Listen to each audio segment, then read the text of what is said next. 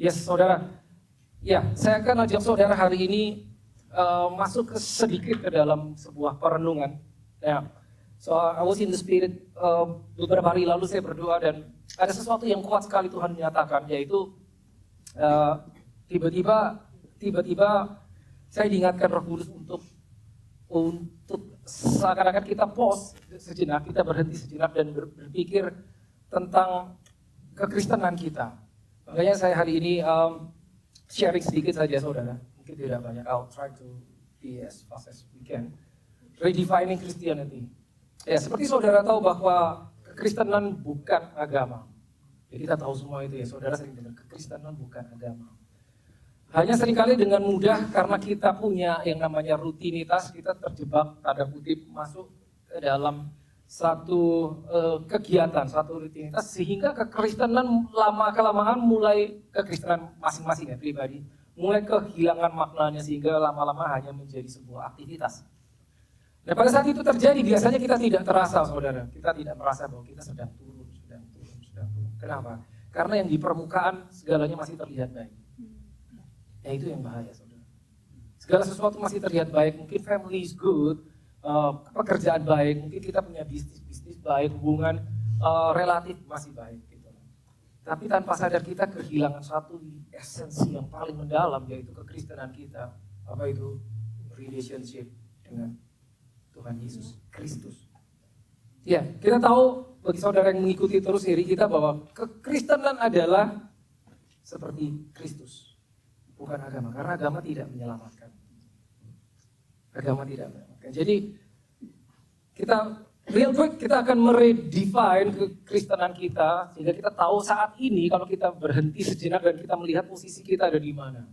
Ya, posisi kita di mata Tuhan itu ternyata ada di mana. Gitu loh. Kita harus stop untuk kita bisa tahu. Karena pada saat kita sibuk dan berjalan terus seringkali kita tidak sadar bahwa sedikit demi sedikit menyimpang. Ya, jadi redefining Christianity, apakah atau siapakah sebetulnya yang ia membesar, yang ia cari? Oke, akan ada beberapa pertanyaan yang perlu kita tanyakan kepada diri kita sendiri tentunya ya, saudara, kepada diri kita sendiri. Ya, siapa yang disebut Kristen? Siapa yang disebut orang Kristen? Ya, tentunya yang hadir di sini semuanya akan menyebut diri orang Kristen. Tapi sebetulnya siapa sih orang Kristen itu? Apakah orang yang beragama Kristen kah? Apakah orang yang percaya Kristus kah? Apakah orang yang mengikut ajaran Kristus kah? Dan masih banyak pertanyaan-pertanyaan yang lain. Seperti apa atau apakah yang dimaksud orang Kristen? Nah minimal 3 ini kita bisa bertanya kepada diri kita sendiri. Kita yang mana? Sekali lagi ini sebuah perenungan penting. Kita dalam perjalanan kita gitu beberapa kali kita stop dan merekalibrasi, recalibrate our Christianity, merekalibrasi posisi kita dan hubungan kita dengan Tuhan. Ya, nanti kita akan tahu mengapa itu penting. Nah, siapa aja? Ini tadi sudah. Nah, berikutnya, siapa sebetulnya kita ini? Apakah kita ini orang percaya? Ya, nomor 1, apakah kita believers, orang percaya? Apa itu orang percaya? Oh, saya percaya. I believe in God, but who is your God? Kan gitu kan, banyak orang di luar sana juga percaya dengan God, tapi siapa Tuhannya? Ya, kekristenan bukan universalism. Ya, tentu saudara keluar dari gereja, saudara berrelasi dengan orang-orang dunia, mereka banyak yang berkata, oh ya semua Tuhan toh sama. Benar kan? Seperti itu. Enggak sama saudara, tidak sama. Banyak Tuhan yang lain, T-nya huruf kecil tentunya, atau ilah lain. Nah, believers, I believe in God. Okay. Who is your God? No, I believe in Jesus. Bagian mana dari Yesus yang kita percaya? Sekali lagi, ini perenungan hari ini. Bagian mana dari Yesus? Yesus yang seperti apa yang kita percayai?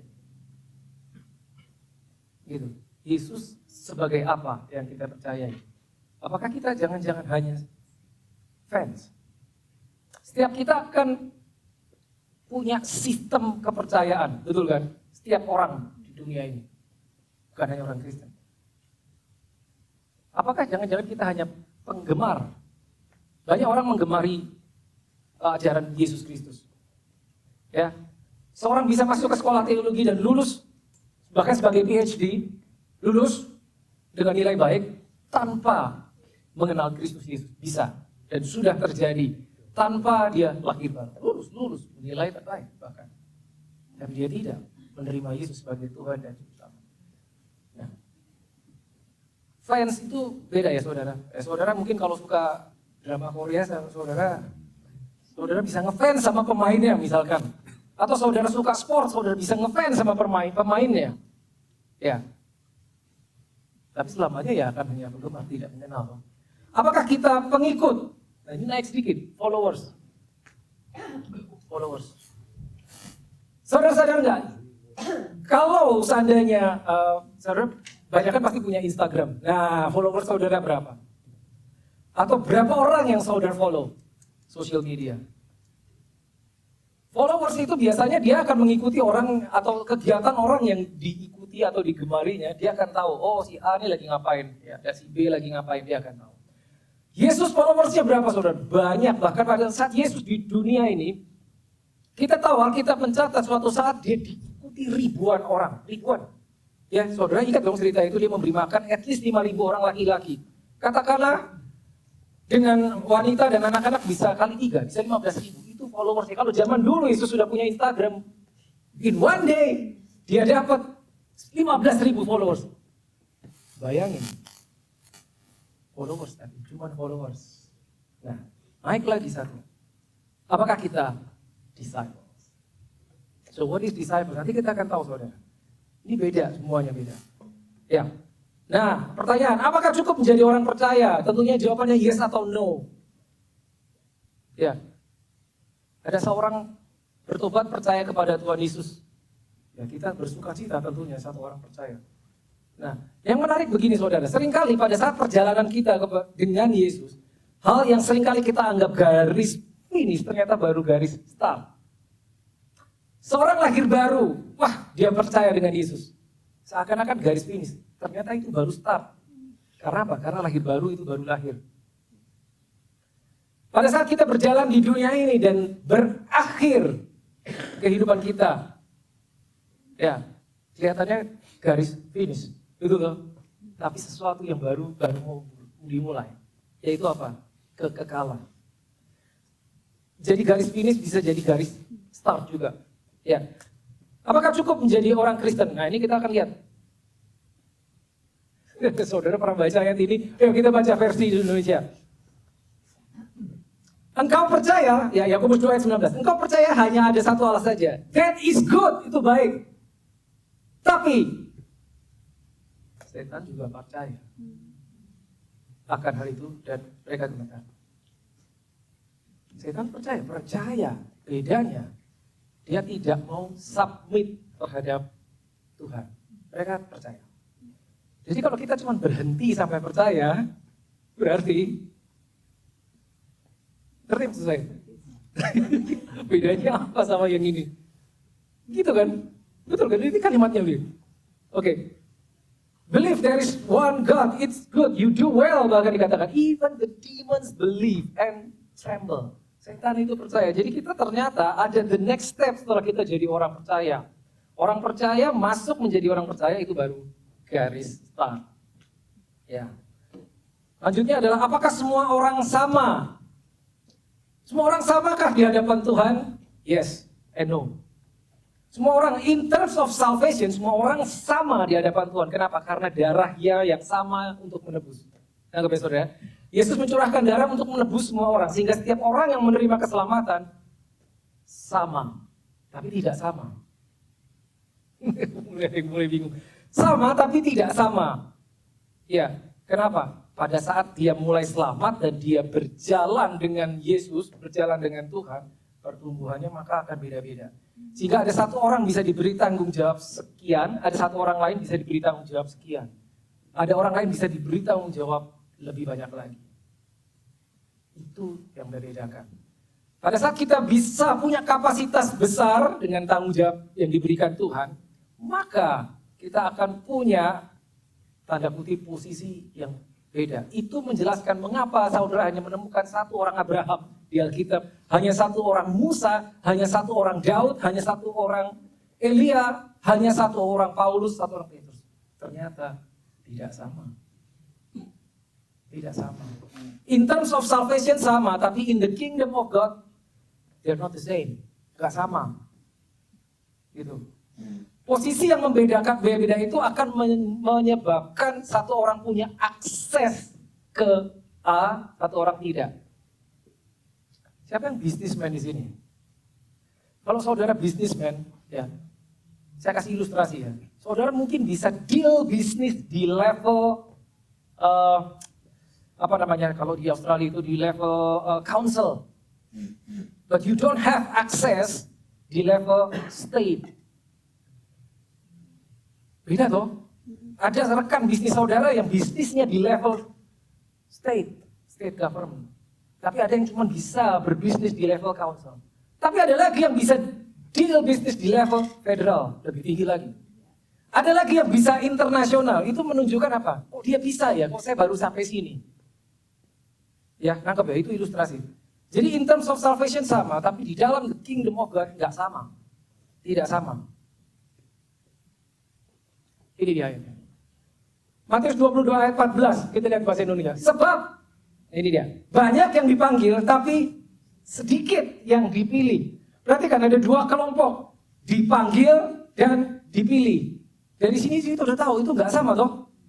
Dipanggil dan dipilih. Dua hal yang berbeda, dua kelompok yang berbeda. Yang satu banyak, yang satu sedikit. Yang satu dipanggil, yang satu dipilih. Jelas tidak sama. Nah, sekali lagi saya bilang tadi dari awal, kita ini perenungan. Kita tanya sekarang masing-masing pada diri kita, nah kita masuk yang mana ini? Yang banyak apa yang sedikit? Ya, Yesus punya followers ribuan. Ya kan? Ya, ribuan, 5.000, suatu kali bisa 4.000. Oke. Berapa murid Yesus yang pernah tercatat? Yang kita tahu 12. Tapi ternyata bukan cuma 12. Ring di atas 12 dia punya, dicatat di Alkitab sekitar 70 murid. Pada saat hari Pentakosta yang menunggu di kamar loteng atas Holy Spirit turun, berapa orang? 120. Berarti 120 itu nungguin kedatangan Holy Spirit. Tapi ada 70 murid. Tapi ada yang lebih kecil lagi, 12. Cuma 12. Sama nggak mereka? Tidak sama. Yang pergi berjalan day by day, hari demi hari dengan Yesus, duduk bareng, ministry bareng, tinggal bareng, makan bareng Yesus. Cuma 12. Bahkan dari 12, ada lagi lingkaran kecil yang cuma 3 orang. Petrus, Yakobus, Yohanes. 3 orang ini selalu dibawa. 9 tidak selalu dibawa. Ya kan? Saat Yesus membangkitkan anak Yairus, dibawa cuma 3. Saat Yesus naik ke atas bukit, ingat saudara, yang muncul Musa dan Elia, berubah rupa Yesus di hadapan mereka, cuma 3 yang diajak. Saat Yesus berdoa dan peluhnya menjadi seperti darah di Taman Getsemani, yang dibawa cuma 3. Sama nggak mereka? Tidak. Mungkin yang 9 sisanya protes, guru kenapa yang diajak Petrus, Yakobus, Yohanes, terus kenapa kami nggak diajak? Dia kan nggak tahu karena di Alkitab tidak pernah dijelaskan mengapa yang dipilih Petrus, Yakobus, dan Yohanes. Banyak dan sedikit, beda saudara, tidak sama. Tidak sama. Ya, kita mesti ingat ini, ternyata nggak sama. Berarti apa? Ada progres saat kita, kekristenan kita harus ada progresnya. Kita sekarang ada di mana? Gitu. Apa kita puas dengan yang 120, 70, apa? Saya mau yang 12. Nah, sekarang saya kasih tahu bedanya. Saya setiap kali baca saat Yesus memilih 12 muridnya, saya selalu stop and pray. Itu satu adegan yang amazing. Alkitab berkata Tuhan lihat hati ya. Yesus berjalan di tepi pantai, tiba-tiba dia melihat beberapa orang nelayan. Dia tidak pakai tanya namamu siapa, tinggalmu di mana, langsung ikut aku. Dan luar biasanya mereka juga nggak tanya kemana, bahkan tidak tanya kemana, ngapain. Alkitab cuma mencatat mereka meninggalkan jalannya, mereka meninggalkan perahunya, diikuti. Gak kenal loh, baru kenal. Yesus gak kenalan, nama saya Yesus. Saya punya ministry. Saya orang Nazaret. Ayo ikut satu. Yesus cuma ngomong, ikut aku. Di dalam Injil yang lain dikatakan, aku akan menjadikan kau penjala manusia. Mereka tidak tanya, apa Tuhan? Apa guru maksudnya penjala manusia? Tidak bertanya. Yesus langsung tahu yang ini dalam hatinya. Saat saudara hari ini duduk di sini, saudara pernah terpikir nggak? Sebetulnya, kalau saudara katakanlah berumur 20 tahun, 30 tahun, 30 tahun yang lalu, si tukang kayu yang sama itu sebetulnya sudah bilang kepadamu, ikut aku. Ikut aku. 3,5 tahun mereka tidak tahu ikut mau kemana, mau jadi apa. Pada saat selesai 3,5 tahun, tiba-tiba tidak pakai introduction, tidak pakai ancang-ancang, tiba-tiba Yesus ngomong, aku harus pulang ke rumah Bapa. Gimana rasanya? Itu nggak pernah dikasih tahu di awal waktu Yesus panggil Petrus, Yakobus, Yohanes, ikut aku. Nggak lama kok, cuma 3,5 tahun. Ya nggak pernah ngomong gitu. Nggak lama, 3,5 tahun aja. Habis itu kamu akan jadi gini. Enggak. Jadi bisa berbayangkan syoknya mereka seperti apa. Tapi tidak tercatat di Alkitab satupun mereka yang berkata, tahu gitu, mikir dulu. Oh, enggak ada yang begitu kan. Suatu saat Yesus sedang mengajar, nanti kita akan masuk ke situ. Dan ajarannya sangat keras, karena saat itu dia berkata, barang siapa makan dagingku dan minum darahku, dia tinggal di dalam aku dalam dia. Karena dagingku adalah benar-benar makanan, darahku adalah benar-benar minuman. Yohanes pasal 6. Dikatakan habis itu dia mau dibunuh, dilempari batu. Dan Alkitab mengatakan sejak saat itu banyak muridnya yang berhenti mengikuti dia. Berhenti mengikuti dia. Berarti ibaratnya kalau cek Instagram followernya dari 5.000, drop langsung, mungkin jadi tinggal 500. Lalu dia berpaling kepada yang 12 dan bertanya, kamu mau pergi juga kan? Kamu mau pergi juga kan?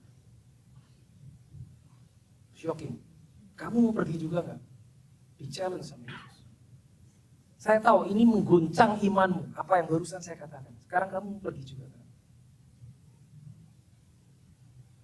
Itu dia. Itu Yesus. Itu Yesus.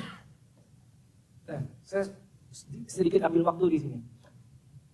5.000 orang pengikut, lalu ada 70 murid, tapi ada 12 yang disebut rasul, disciples yang nantinya jadi apostles. Nah ini yang saya renungkan begini saudara. Saya nangis merenungkannya. Tahukah saudara? Suatu hari, yang 5.000 tadi berteriak, salibkan dia. Saya kasih satu pertanyaan. Kalau saudara ada di sana, gini aja deh. Saya berdoa di hadapan Tuhan dan saya bertanya dengan Roh Kudus.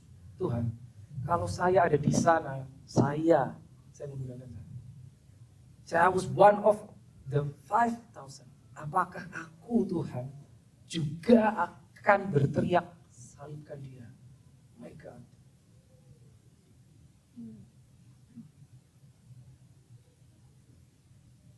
Mereka mengalami mujizat, mereka mengalami dikasih makan. Tapi suatu hari Jumat, mereka berteriak, salibkan dia. Followers. Mungkin beberapa dari mereka believers. Tapi orang-orang tersebut berkata, salibkan dia. Pertanyaannya, kenapa? Saya bertanya kepada diri saya, jangan-jangan saya pakai saya lah. Jangan-jangan saya juga adalah orang yang akan berteriak, salibkan dia. Karena mereka cuman followers. Tahukah saudara, kalau saudara di Insta saudara ada 2.000 pengikut. Satu hal saja yang kita ucapkan, angka 2.000 bisa jadi 200. Tahukah? Gitu? Mereka bisa kapanpun unfollow, unfriend. Orang yang berteriak salibkan dia itu bukan orang-orang yang gak kenal. Mereka kenal, mereka pernah mengalami mujizatnya Yesus, pernah ditolong. Mungkin beberapa di antara mereka adalah orang yang buta menjadi melihat karena Yesus. Bedanya adalah mereka tidak mengenal Yesus. Mereka hanya kenal tentang Yesus. Kalau yang 12 mengenal Yesus.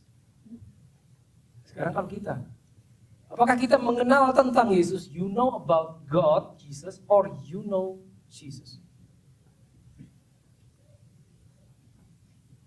Itu beda. Kita mengenal apa hanya mengenal tentang Dia? Itu pertanyaan yang shocking. Buat saya pribadi at least. Ya mungkin kalau kita ditanya seperti itu sih kita akan bilang, enggak Tuhan, enggak mungkin. Saya tidak akan meninggalkan Engkau. Lah apa bedanya sama Petrus? Saudara tahu kan Petrus berkata, guru, meskipun mereka murid yang lain meninggalkan Engkau, aku tidak akan. Tapi tidak sampai 24 jam, Petrus yang menyangkal Yesus. Jadi saudara tahu betapa kita bisa ngomong janji A, B, C, D, E, tidak sampai sekian lama kita ingkari.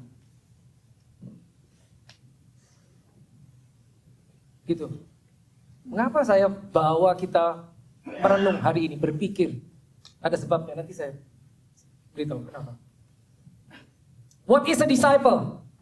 Ya, kita udah tahu believers, kita udah tahu ada fans, kita udah tahu ada followers, tapi ada satu disciple yang namanya disciple. Ya, ini definisi saudara. Ya, seseorang yang mengikuti seseorang, dalam hal ini konteksnya mengikuti Yesus, ya itu dianggap murid disciples. Ya, tapi ada definisi lain, yaitu seorang murid dari seseorang lain, murid Yesus. Lalu ada lagi. Nah ini bagus sekali. One who disciplines himself, mendisiplinkan dirinya sendiri di dalam pengajaran orang lain. Dalam hari ini pengajaran Tuhan Yesus. Itu dianggap disciples. Ya ingat ya, followers belum tentu disciples. Believers belum tentu disciples. Seseorang yang menerima, accept and assist in spreading the doctrine of Jesus. The doctrine of another. Itu kategorinya yang dinamakan seorang disciples. Ya ingat ya, Yesus tidak perlu pasang pengumuman, yuk kita bikin KKR. Yesus gak pernah ngomong gitu sama muridnya. Pasang pengumuman supaya yang datang banyak. Tidak perlu, dia datang ribuan orang mengikuti dia. Ribuan orang, bahkan mereka tercatat suatu saat ingin membawa Yesus supaya dijadikan raja secara paksa. Secara paksa, maunya dipaksa jadi raja. Ya. Nah ada yang menarik sekali di Yohanes 2, 24-25. Boleh tolong multimedia, satu ayat ini. Ini saya nggak bawa ininya. Yohanes 2, pasal 2, ayat 24-25. Nah ini dia. Yohanes 2, ayat 24-25. But Jesus did not commit himself unto them. Banyak orang mencari dia saat itu, tapi Yesus tidak mempercayakan dirinya kepada mereka. Kenapa? Karena he knew all men. Yesus tahu dalamnya itu seperti apa. Dia tahu dalamnya itu seperti apa. Makanya pada waktu dia jumpai murid-muridnya 12, dia nggak interview dulu, langsung ikut aku. Ikut aku. Dia menjumpai seseorang pemungut cukai. Pemungut cukai itu orang yang tidak disukai di masyarakat karena mereka menarik pajak untuk Romawi. Ikut aku. Satu muridnya adalah orang zelot namanya Simon. Saudara tahu orang zelot itu apa? Muridnya berbagai background. Orang zelot itu pemberontak yang punya kebiasaan dia selalu membawa di balik badannya, di balik jubahnya, itu membawa pisau. Dia bisa tusuk orang yang dianggap bekerja untuk Romawi. Itu orang zelot. Satu orang demikian dijadiin murid. Bahkan salah satu jadi Yudas. Sulit diperhapami. Mengapa bisa seperti itu? Ikut aku, ikut aku, ikut aku. Jadi dia udah lihat dalamnya. Jesus didn't commit himself unto them because he knew them all. Dia mengetahui. Ya, boleh kembali ke slide. Ya, jadi apa sebetulnya yang dicari? Ya ini tadi kita sudah sampai sini. Apa yang dicari Yesus pada saat Yesus panggil orang-orang untuk ikut dia? Jadi sebetulnya pada saat Yesus bilang, Ikut aku akan menjadikan kau penjala manusia. Itu sebetulnya dia ngomong seperti ini. Ikut aku, kamu akan kujadikan seperti aku. Bayangin. Makanya Kristen itu seperti Kristus. Kamu akan jadi seperti aku. Gak banyak yang tahu ternyata. Bahwa kekristenan itu seperti Kristus. Makanya beda disciples. Nah murid, disciples dari definisi yang kita udah lihat. Disciples atau murid. Itu bukan cuma pengikut, kita tahu. Bukan cuma fans, bukan cuma orang percaya. Saudara semua pernah jadi murid dong. Betul kan? Kalau seorang murid itu ada yang namanya belajar. Ada yang harus dipelajari toh, karena dia murid. Ya. Ada yang namanya tes atau ujian. Dia nggak banyak suka. Betul toh? Karena murid. Ya. Mereka juga pernah diuji sama Yesus. Oke, kamu pergi ke kota yang di depan itu berdua-berdua, ya. Diutus, ngapain? Ujiannya. Heal the sick, cleanse the lepers, raise the dead, cast out demons. Lakukan seperti itu. Mereka mengalami ujian seperti itu. Yes, mereka mengalami. Gitu loh, diuji. Dan kita tahu ceritanya mereka kembali dengan bersukacita karena bahkan iblis pun, ya setan-setan pun tunduk pada kami dalam nama. Ada di Alkitab seperti itu. Nah itu murid bedanya. Jadi bukan cuman mengikut, oke Tuhan aku percaya sama engkau. Ya at least Tuhan aku percayalah udah. Siapa yang suka sport? Nah, banyak kan. Nah, sepak bola. Nah, sepak bola. Nah, 1, 2, 3. Paling nggak 3 orang suka sepak bola. Oke, 1, 2, 3. Main nggak? Main apa cuman suka? Dulu main. Kamu main nggak? Dulu main juga. Oke, nah kalau saudara suka sepak bola, kenapa saya? Ini contoh sepak bola karena sepak bola itu besar lapangannya ya. Pasti saudara kalau yang namanya Piala Dunia, World Cup, ya itu udah exciting moment lah pokoknya. Apalagi kalau saudara bisa nonton secara live, ya saudara dapat tiket gratis, saudara suka sepak bola, nonton, nonton toh, ya. Saudara tahu gak, ya bahwa penonton seringkali lebih pintar daripada pemain, betul kan? Pemain menggiring bola, satu bola di rebut 22 orang, penonton teriak-teriak, itu yang sebelah kiri kosong, aduh, bener gak sih? Itu kan lebih pintar daripada pemainnya. Begitu pemain salah oper, dia akan protes. Mesti yang itu ke sana, kenapa dioper ke sini? Begitu ada penalti dan gagal yang tendang penalti untuk kenapa nggak bisa gol sih? Itu kan gampang banget dan seterusnya. Penonton selalu lebih pintar daripada pemain. Tapi ini, saudara, penonton ya selamanya akan jadi penonton. Dia hanya nonton, dia hanya di pinggir lapangan. Gitu loh. Kalau pemain itu tahu mungkin bahwa dia dikritik begitu rupa oleh sekian penonton, mungkin dia bilang, gantian, kamu yang main, saya yang nonton. Mungkin dia akan ngomong begitu. Gitu loh. Nah penonton meskipun dia tahu, wah ini harusnya begini, wah dia salahnya gitu. Apalagi kalau komentator di TV kan, begitu selesai pertandingan, wah ternyata skornya kalah timnya. Lalu kan biasanya gitu tuh, menurut Anda, kenapa tim ini kalah? Wah dia pinter tuh. Komentarin pinter, ya karena tadi pada saat umpan yang pada menit sekian terjadi begini-begini, harusnya begini, wah itu pinter banget. Tapi penonton cuman menonton. Kenapa? Bebas resiko. Bebas resiko, nggak capek, keringetan enggak, ya tidak ada resiko mungkin jatuh, ketendang atau kesleo, nggak ada. Penonton tuh aman, penonton aman. Dia akan jadi penonton terus selamanya. Ya, mau berapapun pertandingannya, dia cuma jadi penonton. Nah, pernah gak terpikir saudara? Nah ini yang senang bola tadi. Suatu saat saudara nonton, lalu saudara membayangkan aku yang main di tengah. Pernah kepikir gak? Oh puas jadi penonton, nah itu Kimsi udah bangkut-bangkut. Ya. Kenapa? Karena begitu kita ditaruh di tengah, ceritanya akan beda. Ceritanya akan beda, karena kita akan mengalami resiko. Ikut Tuhan.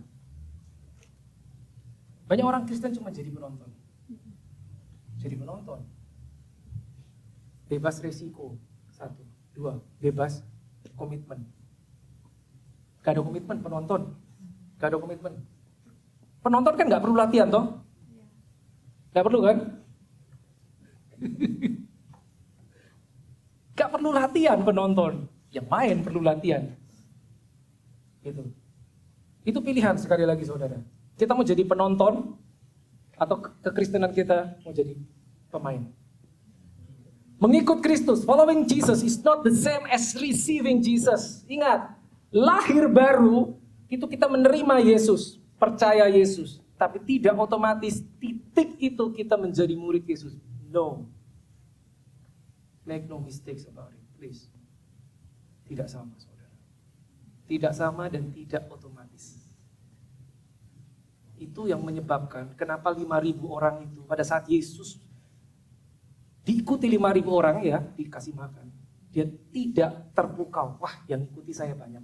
Lalu dia bicara kepada muridnya, tolong itu di daftar alamatnya di mana, nomor teleponnya apa, nanti tolong di follow up. Sehingga pengikut kita bisa 5.000. Nggak ada seperti itu. 12 cukup. 12 cukup. Ikut aku, karena aku tahu di dalammu ada apa. Karena aku tahu di dalammu ada kapasitas untuk mengguncang dunia. Cukup 12. Cukup. Gitu. Dan anehnya kalau kita analisa, kita bisa ngomong gini, Yesus, mengapa yang kau pilih Petrus? Besar mulut. Mengapa kau pilih Yudas? Kita nggak tahu tuh kenapa Yesus pernah milih Yudas. Kenapa kau milih Yohanes? Kita nggak pernah tahu. Karena kita cuma mampu lihat luarnya. Tapi Yesus lihat dalamnya. Tuhan lihat hati. Following Jesus. Jadi murid. Jadi murid. Ada yang harus dibuat. Jadi murid itu targetnya supaya dia sama seperti gurunya. Nah, sekali lagi kita murid apa bukan? Apa kita penonton? Apa kita cuma pengikut? Apa jangan-jangan kita hanya fans? Nah, to follow Jesus there is a price you must pay. To receive Jesus, it cost you nothing. Gak tinggal mengaku Yesus adalah Tuhan dan Juru Selamat. That's it. Menerima Yesus. Tapi mau jadi follower Jesus, mau jadi pengikutnya, mau jadi disciplesnya, it will cost you everything. Everything. Itu yang gak enak. Di mata manusia itu gak enak. Makanya Yesus tidak perlu pasang iklan, halo siapa yang mau jadi murid saya? Saya ini raja loh, diutus dari surga. I am a king. Gak ada. Ikut aku. Dia tahu dalammu ada apa. Dia tahu di dalammu ada apa, dia tahu. Maka dia bilang ikut aku. Paulus berani ngomong. Sekian puluh tahun kemudian, follow me because I follow Jesus. Dia berani ngomong seperti itu. Di mana ayatnya? Ini dia. Ini saudara. Tuh, Lukas. Ini tercatat di 3 Injil yang berbeda ya. Serupa. Lukas 9 ayat 23. Mari kita baca. Katanya kepada mereka semua, ini Yesus yang ngomong. Setiap orang yang mau mengikut aku, ia sebaiknya harus. Compulsory. Ia harus, bukan sebaiknya. Ia harus apa? Menyangkal diri, nomor 1. Nomor 2, memikul salibnya. Berapa sering? Setiap hari. Seminggu sekali Tuhan. Setiap hari.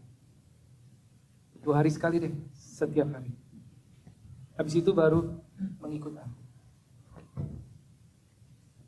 Kita mau terima Yesus, oke. Akui dia sebagai Tuhan dan Juru Selamat. Selesai menerima Yesus. Tapi mau jadi murid Yesus? Nih, setiap orang yang mau jadi pengikutku, mau mengikut aku, ia harus, garis bawahi harus menyangkal diri, memikul salib setiap hari. Oke, real quick, menyangkal diri itu apa? Kita sering baca ayat ini, tapi mungkin kita nggak tahu artinya. Maksudnya apa Tuhan, menyangkal diri, memikul salib? Menyangkal diri itu melakukan sesuatu yang kita tahu harus dilakukan, tapi kita nggak suka.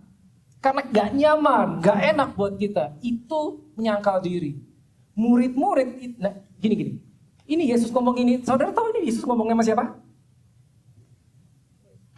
Pada saat saudara baca Alkitab, saudara menemukan satu statement, saudara harus tahu itu yang ngomong siapa, diucapkan kepada siapa pendengarnya, pada saat apa settingnya. Ini Yesus bicara ini bukan kepada orang banyak, tidak, kepada 12 muridnya. Khusus yang 12, dia ngomong ini. Karena yang 12 itu, mereka menyangkal diri, meninggalkan kerjaannya. Mereka mengalami risiko. Kalau Yesus mau dilempari batu, itu mereka juga mengalami risiko. Sampai terakhir Yesus mati di salib, mereka mengalami risiko. Mereka bisa target selanjutnya. Mengalami risiko yang dialami Yesus. Menyangkal diri. Kalau Yesus bilang, berdoalah. Berdoalah. Aduh, capek Tuhan. Tapi kita pilih untuk berdoa. Itu menyangkal diri. Berpuasa. Sulit Tuhan. Tapi ya aku mau. Itu menyangkal diri. Memikul salib. Nah ini nggak gampang. Kenapa? Ingat, Yesus ngomong ini, dia belum disalib.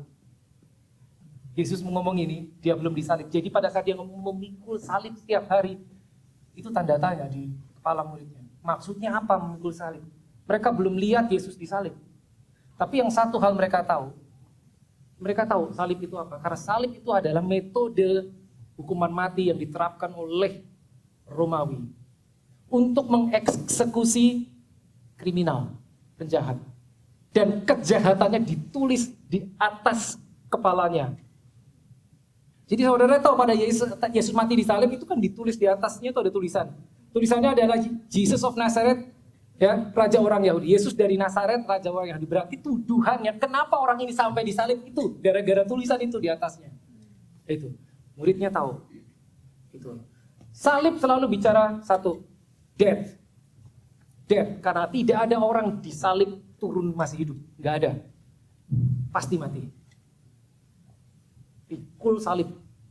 Bukan pikul. Ujungnya setelah kau pikul, kau naik di atasnya. Satu, dan salib selalu bicara obedience. Karena tidak enak pikul salib, sulit, berat. Nah ini, kalau kamu mau ikut aku, sebelum bisa mengikut aku, ini dulu. Setiap hari. Mengapa? Saya ajak kita ingat-ingat ini. Kekristenan kita sampai di mana? Sampai mana? Yesus memanggil muridnya untuk apa sih sebetulnya? Ini. Kemudian naiklah Yesus ke atas bukit, ia memanggil orang yang dikehendaki. Jadi pada saat dia memanggil Petrus, Yakobus, Yohanes dan sisanya, ya 12 murid itu, itulah yang dikehendaki. Maka dia nggak interview, dia lihat hatinya. Dan mereka pun datang kepadanya, 14. Ia menetapkan berapa orang? 12 orang untuk menyertai dia, supaya dimanapun aku berada, engkau berada. Ya, they might be with him. Luar biasa ini bahasa Inggrisnya. Dan untuk apa? Diutus. Diutus tuh, you go, kamu pergi. Yang nyuruh nggak ikut, tapi diberi kuasa. Jadi kalau saudara duduk di sini, saudara pengikut Kristus, saudara murid Kristus ini, saudara dikehendaki. Saudara dikehendaki oleh Tuhan. Saudara bisa kenal Tuhan itu karena dia menghendaki hidupmu. Mungkin kita cuma berpikir, ya saya lahir di keluarga Kristen, ya saya jadi orang Kristen. No. Saudara bisa jadi orang apapun juga, kita bisa jadi orang apapun juga. Tapi karena dia menghendaki kita mengenalnya untuk berada bersama dia, maka kita duduk di sini hari ini. Itu bedanya. Jadi kita nggak bisa take it for granted, nggak bisa. Kita dipilih, saudara. Kita dipilih. Ya, I have to close with this. Look, saudara tahu amanat agung kan? Tahu kan? Ya, Matius 28 ayat 18 sampai terakhir. Amanat agung itu kalimat terakhir Yesus sebelum dia terangkat ke surga. Jadi itu pasti yang paling penting. Pergilah, jadikanlah semua bangsa murid. Kalimatnya tidak berkata, pergilah jadikanlah semua bangsa Kristen. No. Pergilah jadikanlah semua bangsa penggemar? Tidak. Jadikanlah semua bangsa jemaat? Tidak. Pergilah jadikanlah semua bangsa fans, believers? No. Jadikanlah semua bangsa murid.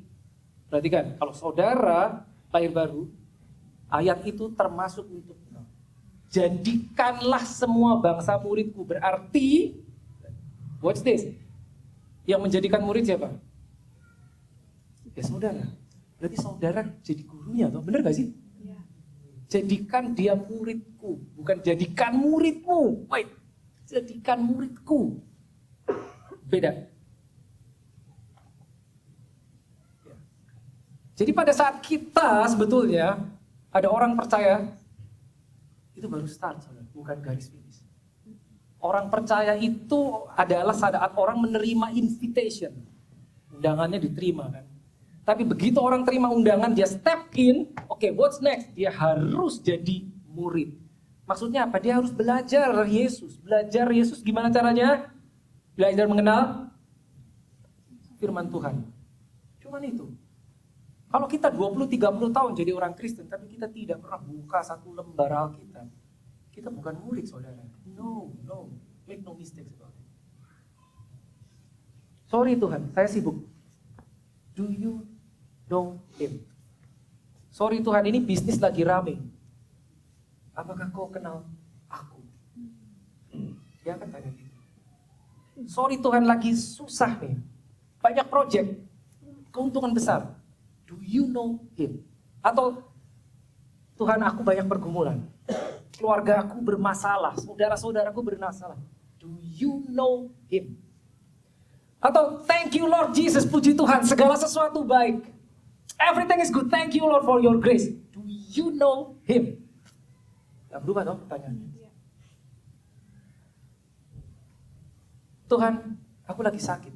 Do you know Him? Apapun alasan kita, pertanyaan itu akan tetap sama. Mengapa? Mengapa kita harus tahu? Mengapa hari ini kita harus merenungkan? Karena ini. Saudara tahu bahwa kita di akhir zaman? Tahu dong. Tapi saya yakin tidak semua tahu ini apa. Tidak semua orang yakin tahu ini apa. Pokoknya saya hidup sekarang enak. Itu kan ntar.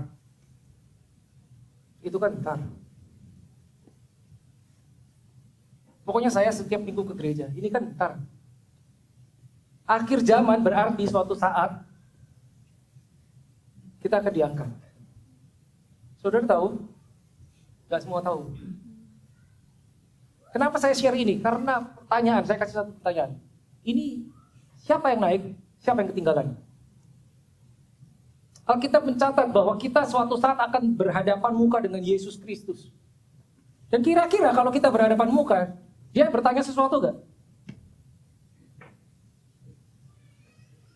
Yang saya doakan adalah pada saat ini terjadi. Bukan jika. When it happens. Bukan if it happens. When it happens. Kita kedapatan sedang melakukan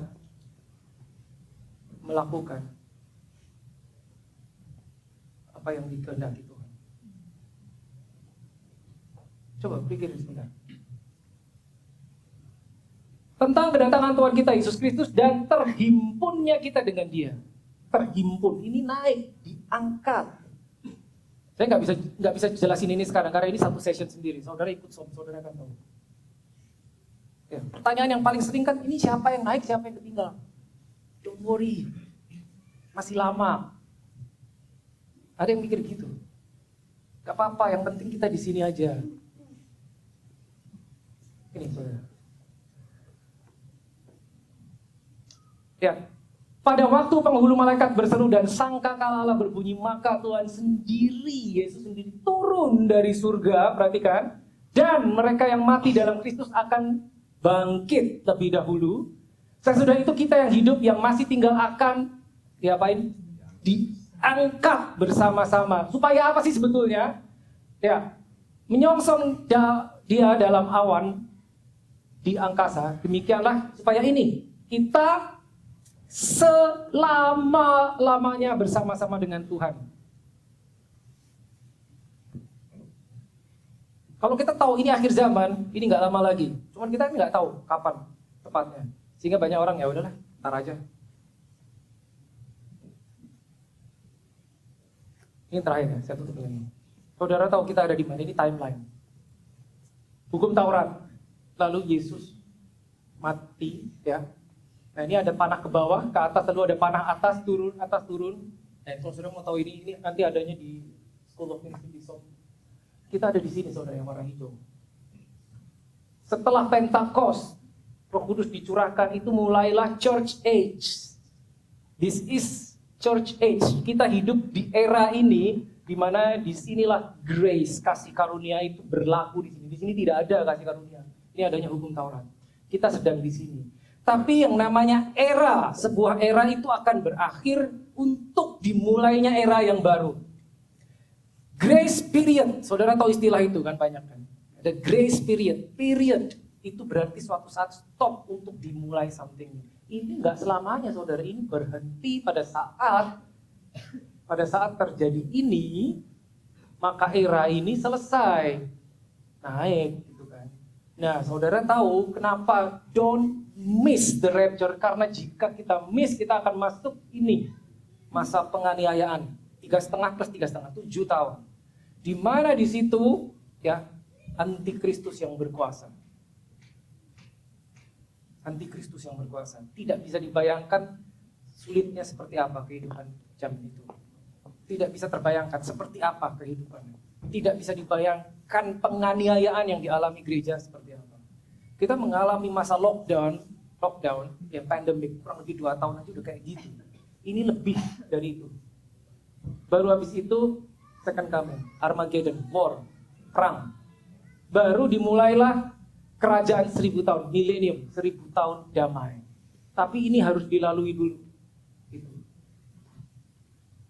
Yang saya doakan adalah pada saat ini terjadi, pada saat ini terjadi, kita sedang kedapatan melakukan kehendak Tuhan. Kita adalah murid-murid Dia. Itu aja saudara. Ya.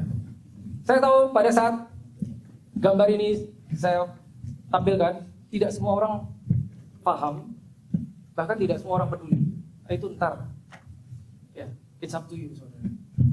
Ya. Terserah kita masing-masing. Tapi ingat, setiap era yang kita alami dalam hidup kita itu ada garis awal, ada garis finishnya. Garis finish berakhir akan dimulai sesuatu yang baru. Okay. Let's pray.